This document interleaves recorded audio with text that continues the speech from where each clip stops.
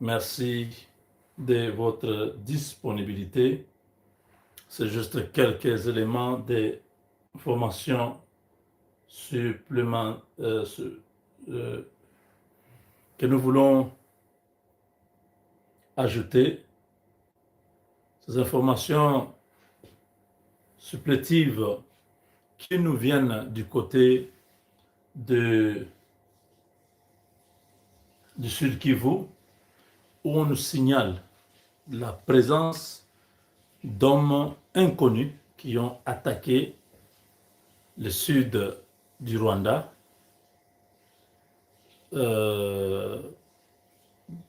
Autour de 19h-20h, il y a eu des informations des populations locales au Rwanda qui ont signalé la présence des hommes armés inconnus qui sont en train de progresser vers l'ouest du Rwanda. Certaines personnes parlent, c'est conditionnel, personne ne connaît encore, mais on soupçonne les hommes de Kayumba Nyamwasa.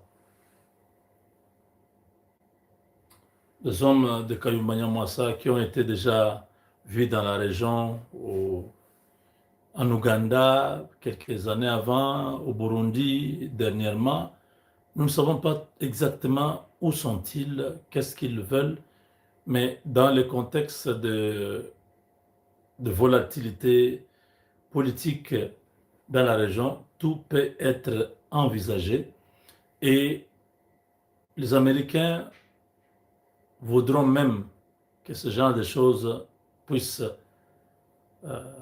être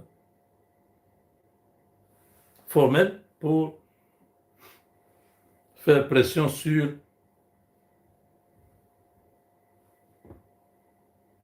le régime de Kigali. Ce sont des choses que nous disons, nous apprenons, nous ne pouvons pas confirmer. Nous allons suivre l'évolution demain, dans la journée, pour voir qu'est-ce qui a été fait. Est-ce que réellement c'était une rébellion? Est-ce que c'est juste un mouvement de panique, comme les M23 et les RDF sont en train de quitter le Congo pour rentrer au Rwanda? Parce qu'ils vont rentrer là-bas. C'est l'unique destination. L'Ouganda ne veut pas recevoir ces individus. Il dit que son pays n'est pas prêt. Ce genre de choses. Ils ont leurs élections, ils ont leurs problèmes. Il faut que le Rwanda puisse assumer. Donc, tous les M23, AFC et les RDF vont aller à Bugarama pour traverser et de l'autre côté à Gisenyi pour traverser. Le nord Kivu et le sud Kivu, il y a des points d'accès vers les Rwanda. Donc, nous insistons, nous ne savons pas trop. Nous disons qu'il y a un mouvement de panique au Rwanda. Même dans la forêt de Nyungwe, on signale des mouvements suspects. Je ne dis pas que cette rébellion, c'est pour aller renverser Kagame. Kagame a des problèmes avec les Américains, c'est eux qui vont régler son compte. Et ça, je vous ai dit que c'est déjà décidé. Oui. Comment ça va se faire?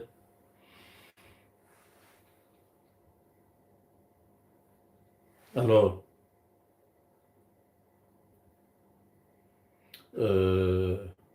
beaucoup de bonnes choses, mais nous allons exploiter ça demain.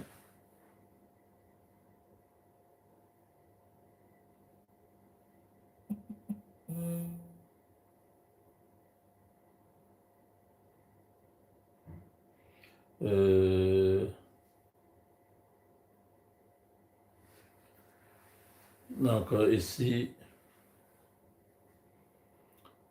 la guerre est terminée. Pensons à l'après-guerre, parce que quand tous ces gens seront partis, les gens vont chercher les gens vont chercher à se justifier, à commencer à expliquer non, voyez, nous venons de sortir de la guerre, c'est pourquoi nous sommes incapables de faire ça, il faut nous donner du temps. Non, non, non. Commençons à penser maintenant. La guerre, je vous ai dit, depuis le mois de février, quand Dieu m'a révélé que cette guerre s'était finie, beaucoup de Congolais ont cru à ce que j'avais dit. D'autres ont juste boudé en disant non, ce sont des mensonges, ils racontent des choses. Aujourd'hui, ils se sont rendus compte que ce que Dieu avait dit était vrai, même s'il m'avait utilisé moi pour faire passer le message. La guerre est terminée, nous devons nous préparer. Les terroristes tutsis rwandais ont juste vu les grands Katanga de loin, comme Moïse avait vu la terre promise. Mais ils n'y mettront jamais les pieds. Ils ont tenté par tous les moyens. Rien n'a fonctionné. L'État du Rwanda, un État génocidaire, a commencé à retirer ses troupes de toutes les positions au Congo, allant de Walikale jusque dans le sud Kivu, dans le territoire de Mwenga. Ils n'ont plus l'espoir de récupérer la situation. Il en sera ainsi de Goma et de Bukavu dans les jours qui viennent. Tout ça grâce à une diplomatie du président Tshisekedi qui a réussi à arrêter la guerre par une diplomatie que beaucoup ne comprennent pas. La première étape, c'est le retrait progressif de toute la ville d'Ouvira et ses environs. Deuxième, c'est le retrait de la ville de Bukavu. Troisième, le retrait de la ville de Goma. Quatrième, le retrait du territoire de Rutshuru, Masisi,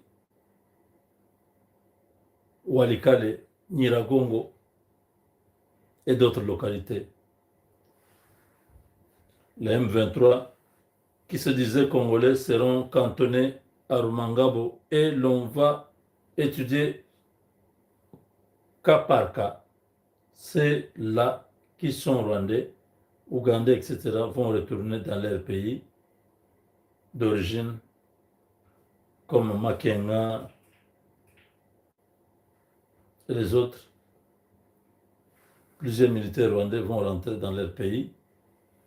Bertrand Bisimwa, Corneille Nangaa, Willy Ngoma vont partir en exil, comme Hippolyte Kanambe et maintenant citoyen du Swaziland.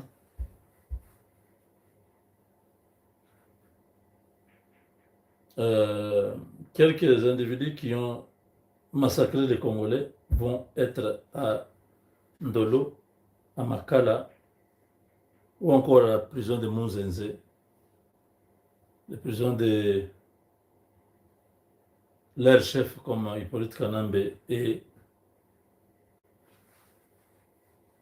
Kagame, et ils iront à la CPI. La situation va être juste dramatique pour tous ceux qui ont commis des crimes dans notre pays. Donc,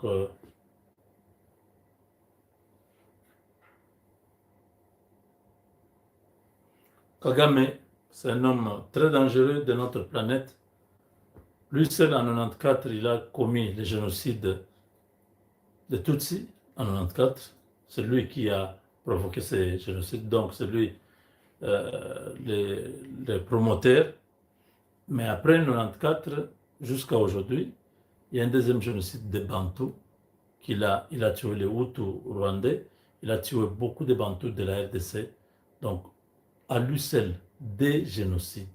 C'est très grave. Mais son dossier, c'est avec la justice internationale.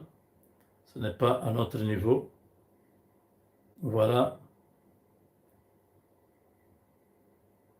Chers amis, nous l'avons dit, les Américains ont tonné, ils ont donné un mot d'ordre. C'était terminé. Tous les Rwandais dehors. Mais là, on nous signale qu'il y a un mouvement au Rwanda. Est-ce que ce sont les militaires qui sont en train de rentrer au Rwanda qui sont à la base de ce mouvement de panique? Ou ce sont les hommes de Kayumba qui veulent prendre le pouvoir au Rwanda. Parce qu'on m'a dit, Kayumba égale Kagame, Kayumba est même pire que Kagame. Donc il ne faut même pas penser à lui. Moi je dis non, je n'ai pas pensé à lui. Je dis les Américains ont demandé que l'opposition rwandaise en exil se réunisse, se réunisse, se réunissent à Washington, qu'ils puissent prendre langue avec les autorités américaines pour voir comment on peut les encadrer et les aider à récupérer le pouvoir au Rwanda. Ça, j'avais déjà dit. Si les Rwandais ne le font pas, ça, ce n'est plus à mon niveau. Moi, j'ai eu l'information. J'ai dit, les Américains veulent des Rwandais qui sont en exil, des Rwandais autochtones qui ont été marginalisés par le régime de Kagame. Là, nous pouvons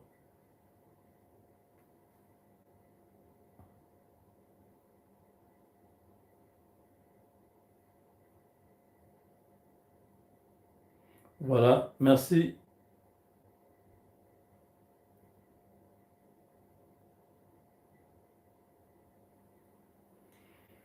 Euh,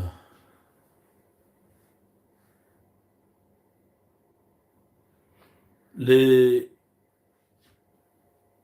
les Bantous, Julien Paluku, on avait fait la levée de son corps. Les gens du M23 étaient venus, mais tous ces gens-là, c'était des Rwandais. Lui-même, Nanga, est venu là-bas, accompagné des Rwandais. Je dis, mais si ces gens pouvaient comprendre. Même Mouzé a été éliminé par les Rwandais. Attendez, je vous montre quelque chose. C'est vraiment décevant de voir que les Congolais continuent de se comporter comme des grands enfants, comme des grands garçons, des gros bébés qui ne comprennent rien de ce qui se passe.